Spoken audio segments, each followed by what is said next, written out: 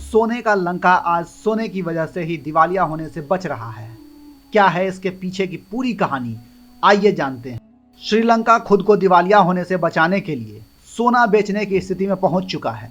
श्रीलंका सोना बेचकर अपनी गिरती अर्थव्यवस्था को सहारा दे रहा है। श्रीलंका के केंद्रीय बैंक ने कहा है कि उसने खत्म होते विदेशी मुद्रा के भंडार को देखते हुए अपने गोल्ड रिजर्व का एक हिस्सा बेच दिया है। श्रीलंका के प्रमुख अर्थशास्त्री और सेंट्रल बैंक के पूर्व deputy governor doctor W A Wijewardene ने हाल ही में एक ट्वीट भी किया था, जिसमें उन्होंने कहा है कि केंद्रीय बैंक का गोल्ड रिजर्व कम हो गया है। उन्होंने अपने ट्वीट में लिखा कि सेंट्रल बैंक का गोल्ड रिजर्व 38.2 करोड़ डॉलर से घटकर 17.5 करोड़ डॉलर का हो गया है। श्रीलंका के केंद्रीय बैंक के गवर्नर निवार्ड कैब्राल ने कहा है कि श्रीलंका ने अपने सोने के भंडार के एक हिस्से को लिक्विड फॉरेन एसेट्स को बढ़ाने के लिए बेचा है। चीन से करेंसी स्वैप के बाद साल के अंत में ही श्रीलंका के केंद्रीय बैंक ने अपने गोल्ड रिजर्व को बढ़ाया था। इकोनॉमी नेक्स्ट की एक रिपोर्ट के मुताबिक अनुमान है कि श्रीलंका के केंद्रीय बैंक के पास 2021 की शुरुआत में 6.69 टन सोने का भंडार था, जिसमें से लगभग 3.6 टन सोना बेचा गया है, जिससे उसके पास लगभग 3 से 3.1 टन सोना ही रह गया है। 2020 में भी केंद्रीय बैंक ने सोना बेचा था।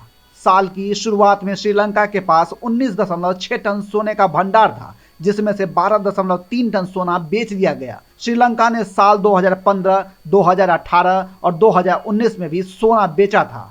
गवर्नर कैब्राल ने कहा कि सोने की बिक्री विदेशी मुद्रा के भंडार को बढ़ावा देने के लिए की गई है। उन्होंने कहा, जब विदेशी भंडार कम होता है तो हम सोने की होल्डिंग को कम करते हैं। जब विदेशी भंडार बढ़ रहा था तो हमने सोना खरीदा। एक बार जब रिजर्व स्तर 5 अरब अमेरिकी डॉलर से अधिक बढ़ जाएगा तो केंद्रीय बैंक सोने की होल्डिंग बढ़ाने पर विचार करेगा। डॉक्टर डब्ल्यू ए विजयवर्धने ने सोना बेचे जाने को लेकर श्रीलंका के अखबार डेली मिरर से बात की है। उन्होंने श्रीलंका की स्थिति की तुलना 1991 के भारत से की है, जब भारत ने खुद को दिवालिया होने से बचने के लिए सोना गिरवी रखा था। उन्होंने कहा, सोना एक रिजर्व है जिसे किसी देश को डिफॉल्ट के कगार पर होने पर अंतिम उपाय के रूप में उपयोग करना होता है। इसीलिए जब कोई दूसरा विकल्प उपलब्ध ना हो तो सोने की बिक्री संयम से ही की जानी चाहिए। भारत ने भी 1991 में अपना सोना गिरवी रखा था। उन्होंने आगे कहा, भारत की सरकार ने इसे देश से छुपाया, लेकिन कहानी बाहर आई और सरकार की छवि खराब हुई। लेकिन तत्कालीन वित्त मंत्री मनमोहन सिंह के बाद लोकसभा में स्वीकार किया गया कि देश के पास इसके अलावा कोई विकल्प नहीं था। तो श्रीलंका द्वारा आज सोने की बिक्री का मतलब है कि देश की स्थिति 1991 के भारत जैसा ही है। अब सवाल उठता है, 1991 में भारत में क्या हुआ था?